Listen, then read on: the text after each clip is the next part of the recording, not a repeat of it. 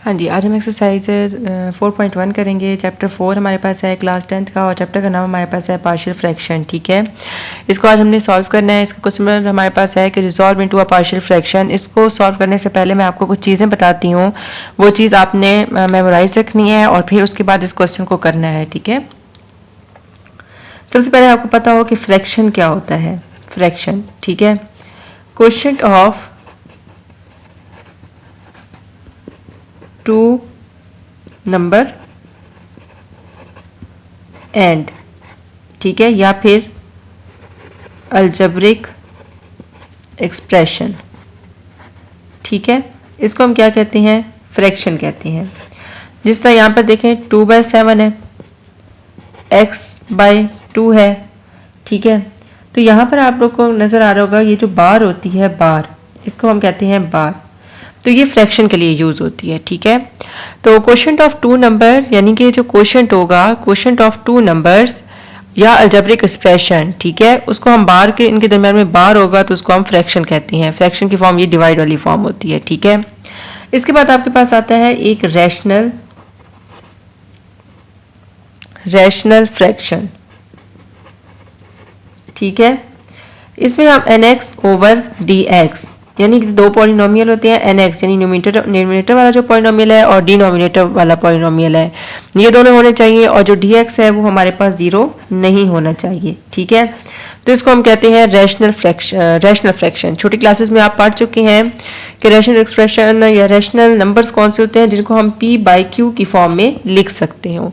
तो रैशनल जो फ्रैक्शन है उसमें भी यही है कि जिसको हम p/q की फॉर्म में लिख सकते हो। ये दोनों पॉलिनोमियल होने चाहिए, देन उसके बाद हम लोग इनको आगे फर्दर सॉल्व करते हैं। ठीक है, यहाँ तक समझ आ गई होगी आपको कि फ्रैक्शन क्या होता है। यानी क्वोशिएंट ऑफ टू नंबर, दो नंबर है उनके दरमियान में एक बार का साइन होगी, यानी बार होगा उन दो नंबर्स के दरमियान, उसको हम क्या कहेंगे? फ्रैक्शन कहते हैं। ठीक है, नेक्स्ट आपके पास आ जाता है इम्प्रॉपर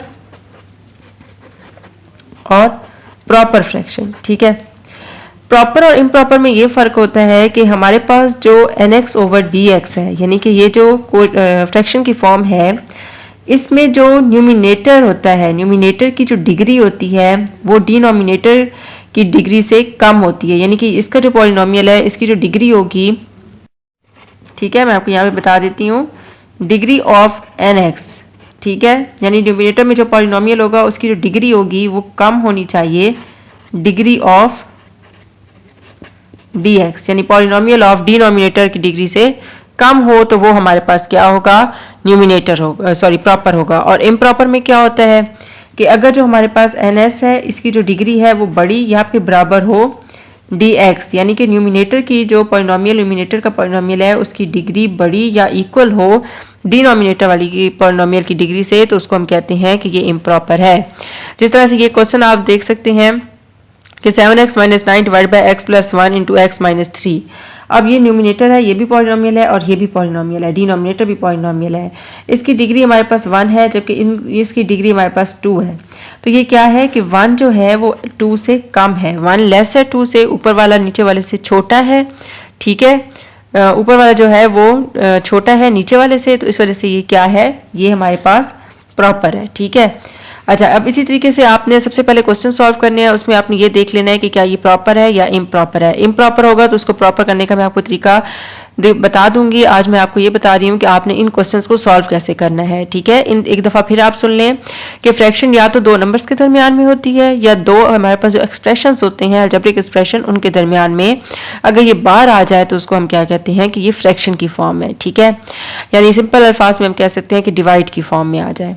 रैशनल फ्रैक्शन हमारे पास कौन से होते हैं? यानी ऊपर नीचे दोनों डिनोमिनेटर और न्यूमिनेटर पॉलिनोमियल होने चाहिए और जो नीचे वाला होता है उसको 0 नहीं होना चाहिए। इम्प्रॉपर और प्रॉपर आता है, तो इसमें भी यही चीज़ है कि जो ऊपर वाले, यानी ऊपर वाला जो पॉलिनोमियल है, न्यूमिनेटर में जो पॉलिनोमियल है उसकी जो डिग्री है वो डिनोमिनेटर के में जो पॉलिनोमियल है उससे कम हो तो वो प्रॉपर होता है। अदरवाइज क्या होगा? वो इम्प्रॉपर होगा, यानी ऊपर वाला जो पॉलिनोमियल है उसकी डिग्री नीचे वाले की जो डिग्री से बराबर हो जाए या फिर बड़ी हो जाए तो वो इम्प्रॉपर में चला जाता है। ठीक है, फिर उसको डिवाइड कर देते होते हैं। हाँ जी, अब हम इसका क्वेश्चन सॉल्व करते हैं। मैं आपको बता चुकी हूँ ये प्रॉपर फ्रैक्शन है। प्रॉपर फ्रैक्शन होगा तो आपने इसको किस तरह सॉल्व करना है कि यहाँ पर x + 1 और x - 3 आपकी अपनी मर्जी है कि आपने a के नीचे क्या रखना है और बी के नीचे क्या रखना है, ये दोनों लीनियर में है, ठीक है। ए के नीचे मैं x+1 रख देती हूँ और बी के नीचे मैं x-3 रख देती हूँ और इसको इक्वेशन 1 का नाम दे दिया मैंने, ठीक है। अब दोनों साइड पे जो मैंने मल्टीप्लाई करना है वो जो डिनोमिनेटर है ना, आपके जो क्वेश्चन है उसका डिनोमिनेटर है, उसी के साथ आपने दोनों साइड पर इसको मल्टीप्लाई कर लेना है। x+1 और x-3 ऑन बोथ साइड, ठीक है। तो मैंने यहाँ पे भी x+1 से किया, x-3 से इधर भी मल्टीप्लाई किया, 7x-9 into x+1 x-3 is equal to, यहाँ पर भी किया x+1 x-3 multiply a over x+1 और आगे भी मैंने कर दिया x+1 x-3 multiply b into x-3। ये सारा कट हो गया और ये कट हो गया, यहाँ पे रह गया 7x-9 is equal to a into x-3 और यहाँ रह गया b इंटू x+1। ये इक्वेशन आपकी 2 आ गई। अब आपके पास ये जो है x+1 इसको आपने लेट करना है या पुट कर देना है आपने इसको 0 के equal, x+1 equal to 0, x is equal to -1 in equation 2 में पुट करना है।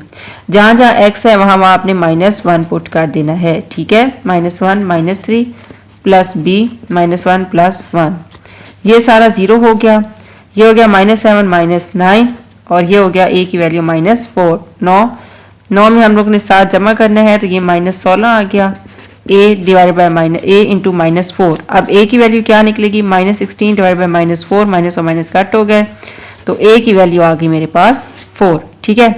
अब इसी तरीके से मैंने पुट करना है x-3 इक्वल टू 0, ये लिखा हुआ है x-3, ठीक है। इसको मैंने 0 पुट किया है तो x की वैल्यू मेरे पास 3 आ गई, इसको भी हम पुट कर देते हैं इक्वेशन 2 में।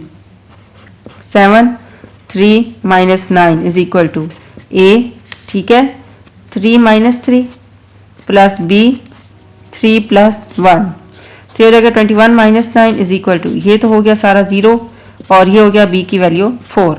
तो यहाँ पे हम कर लेते हैं 12 इज इक्वल टू b की power b into 4, 12/4 is equal to b, तो b की वैल्यू हमारे पास आ जाएगी 3, ठीक है। अब इन सारी वैल्यूज को अब a और b की वैल्यू को हमने इक्वेशन 1 में पुट कर देना है, ठीक है। तो यहाँ पर मेरे पास है ना a ओवर x+1, ठीक है, सॉरी x+1 जबकि b ओवर x-3।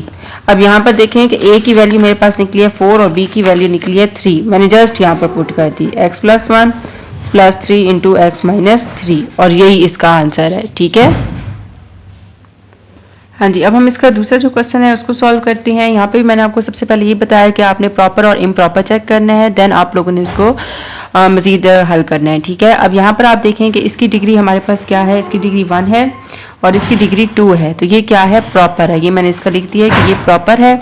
अब प्रॉपर है तो इसको मज़ीद मैं आगे सॉल्व कर लेती हूँ। ये a² माइनस b² की फॉर्म है, तो मैं आपको इसको करके दिखा देती हूँ कि आपने इसको लिखना कैसे है।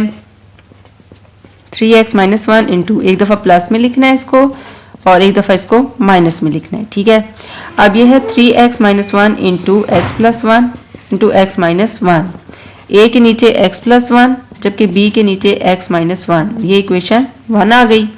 अब मल्टीप्लाई जो डिनोमिनेटर है x+1 और x-1 दोनों साइड को इसी चीज़ से ही मल्टीप्लाई कर देते हैं। Multiply x+1 x-1 on both side. तो जब मैंने इसके साथ किया है, यहाँ मैं करके आपको दिखा देती हूँ, इस तरह आपने लिख लेना है। Multiply 3x - 1 into x+1 x-1 is equal to a over x+1 multiply x+1 x-1 जबकि b over x-1 multiply x+1 x-1। ये सारा आपका इसके साथ कट हो गया, ये इसके साथ कट और ये इसके साथ cut. 3x - 1 is equal to a over x-1 जबकि b इंटू x+1 आ जाएगा, सॉरी, ठीक है, x+1 आ जाएगा। ये इक्वेशन आ गई 2। अब आपने जस्ट पुट करना है x+1 को 0 के इक्वल, तो x की वैल्यू -1 आ गई, इसको इक्वेशन 2 में पुट कर दें। 3 - 1 -1 a -1 प्लस b -1 प्लस 1, ये हो गया 0। तो यहाँ हो गया -3 -1 और ये हो जाएगा a -2, तो -4 और a इंटू -2 आ जाएगा, ठीक है। ये हम लिख लेते हैं -4a इंटू -2, ठीक है। अब ये इधर a के साथ मल्टीप्लाई हो रहा है, इधर जाके इसने डिवाइड हो जाना है। -4 divide by -2 is equal to a, ये कट हो गया और a की वैल्यू आ गई 2, ठीक है। अब नेक्स्ट हम लोग देखते हैं कि नेक्स्ट हमारे पास क्या है। नेक्स्ट हमने जो पुट करना है वो हमने पुट करना है x माइनस 1 को, ठीक है। अब हम पुट करते हैं x minus 1 equal to 0, x की वैल्यू आ गई 1। अब यहाँ पर हमने 1 1 पुट करना है 3x, मैं ये क्वेश्चन जो है लिख लेती हूँ 3x minus 1 is equal to a into x minus 1, ठीक है, और plus b into x plus 1, ठीक है।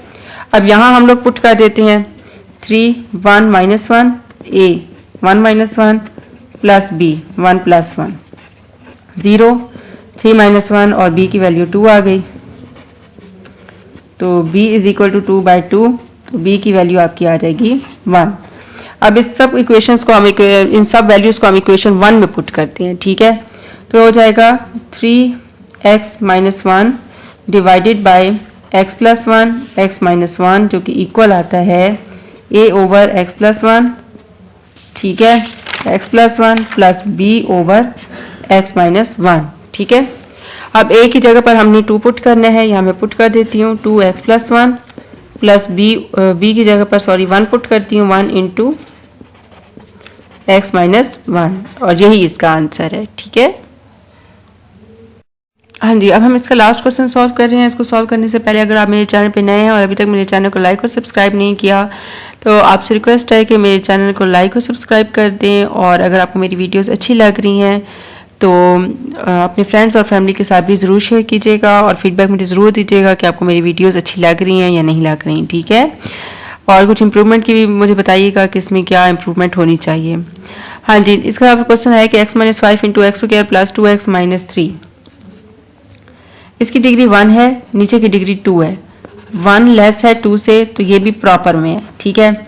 अब यहाँ देखेंगे इसके फैक्टर नहीं बने हुए। सबसे पहले मैं इसके फैक्टर बना लेती हूँ। X square plus 2x minus 3 equal to किसके इक्वल आ जाएगा, ये एक्स स्क्वायर से 3 आना चाहिए plus 3x minus x minus 3, इन दोनों में से हमारे पास x कॉमन है, अंदर आ गया x प्लस 3, माइनस 1 कॉमन है, अंदर आ गया x प्लस 3, x माइनस 1 और x प्लस 3, ये मैं यहाँ लिख लेती हूँ x minus 5 into x minus 1 और x प्लस 3। आगे सिंपल मैंने इसको हल करना है, x minus 1 plus b over x plus 3, ये इक्वेशन 1 आ गई। अब मल्टीप्लाई मैंने करना है, मल्टीप्लाइंग x माइनस 1 और x plus 3 on both side, ठीक है। तो यहाँ रह गया x माइनस 5। अब देखें इस साइड पे इसको टर्म को मल्टीप्लाई करूंगी, सारा कट हो जाएगा। यहाँ जब मैंने a के साथ किया है तो ये और ये कट हो गया, ये रह गया, ये वाली मैंने यहाँ लिख लेनी, ठीक है। प्लस b के साथ करूंगी x प्लस 3 और x प्लस 3 कट हो गया और x माइनस 1 रह गया, ये इक्वेशन 2 आ गई। बाकी सारा काम आपने उसी तरह करना है जैसे पहले 2 क्वेश्चन में किया है। इस क्वेश्चन को आपने करना है और मुझे कमेंट बॉक्स में ज़रूर बताना है कि आपसे ये क्वेश्चन सॉल्व हुआ है या नहीं हुआ। और इसके अलावा अगर कोई भी प्रॉब्लम आपको आती है तो आप मुझे फेसबुक पे भी कॉन्टैक्ट कर सकते हैं, ठीक है, इस क्वेश्चन से रिलेटेड जो आपको प्रॉब्लम कर रहा हो।